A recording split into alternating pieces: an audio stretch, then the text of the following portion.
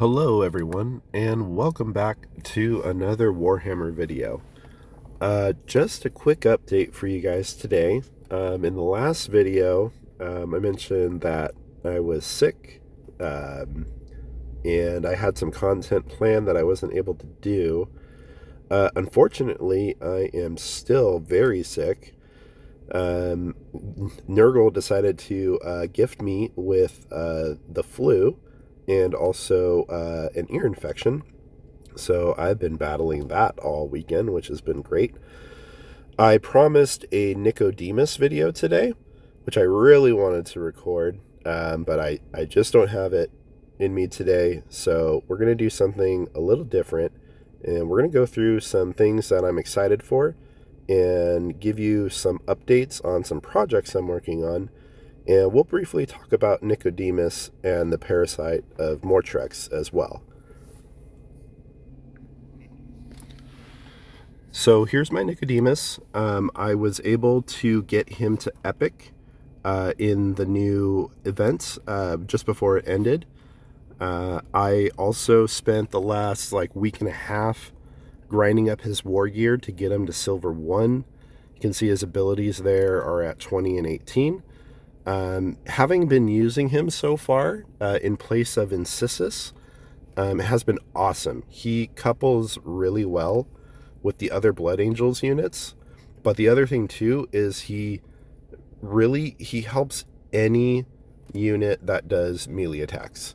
When he gives his active ability to give everybody that extra pierce ratio for melee attacks, it's just a game changer. For example, the Black Templar guy who with the Thunder Hammer that smacks twice. I can't think of his name right now. Commander Bonk Bonk, I think is what everybody calls him. What you do is you activate the ability on him, and then you send him forward. He's got 50% health. Well, he whacks one guy, and he gets his health back because not only does he get a pierce ratio bonus, any friendly unit that then does a melee attack afterward gets health. So he walks up, smacks him, kills him, gets health, and then he can smack another guy, kill that guy, and get more health if he's still out of health. So it's been great. Nicodemus video on the way. And here's my Parasite at Mortrex. Also got him up to Epic. It was awesome this month having both the Battle Pass and the Grotmas Survival event giving you shards for this guy. So I've already been able to ascend him and everything. So it's been great. He's at Silver 2. It's been fun using him because now you have an additional summoning unit for Tyranids. So you can start swarming the map with Tyranid units if you have a Tyranid lineup and a Genestealer cult lineup. You'll just be swarming the maps with your summons. I've switched to using the Parasite in Survival instead of the Tyrant Guard, because in the early waves you can use the Parasite to go around and kill things and summon Rippers, and you coupled that with Aleph Null, you have Ripper and Necron Scarab swarms all over the map for the first few waves until the Orcs with stick bombs come out. But it's been great. The Parasite's been fun. I'm still trying to figure out how to use his active. It's kind of finicky. Got to learn where to position it, how to use it, and which enemies can be affected by it, because I've had a few times where I've used it and nothing happens because of the way things are positioned. So I'm still working on this guy, but video showcase for him coming out soon as well. Incursion has just started.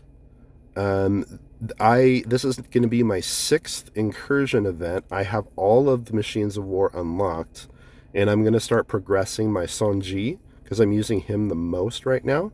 So another update video for Incursion coming soon as well.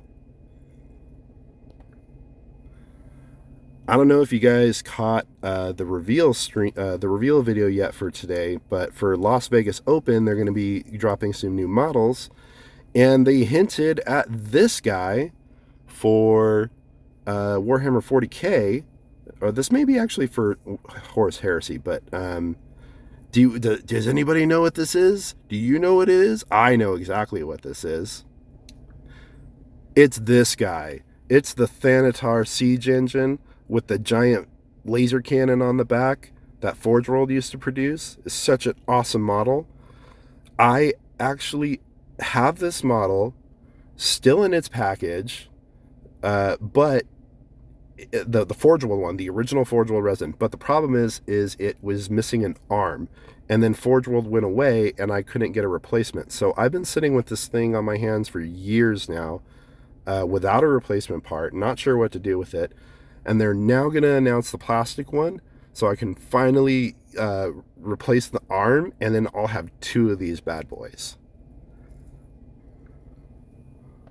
They just announced a New Year, New Challenge over on the Community Hub, and I plan to take on this challenge, and I have a video showcasing what I plan to do for that coming up as well. And lastly, to round out this video, the big thing, the Death Core of Krieg are coming finally in plastic after, what, a decade or so of them being in resin, and then Forge World going away, and then we got that really awesome Kill Team box with all kinds of options, and then now we're getting the full army in plastic. I can't wait. This is so awesome. Pre-orders are this coming Saturday.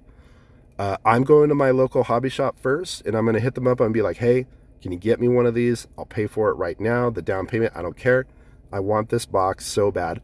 I want the book because I have all three of the Siege of Vrax books from Forge World from back in the day, and I want this thing to complete my collection for that. So this is coming. I'm super excited for this. I would also be super excited if they added these units in Tacticus. Like, could you imagine the commander on a horse in Tacticus? That's a fast unit. Or the combat engineers, you can summon one of those explosive drones, and they do massive damage if they manage to reach the enemy, kind of thing. That would be so much fun. All right, well, that's going to do it for today. I'm hoping tomorrow I'll feel a bit better now that I have all my medications. My fever is finally broken. And I'm hoping I'll be able to get back to normal after this. Thank you, everyone, for joining me for this one, and I'll see you in the next one. Take care.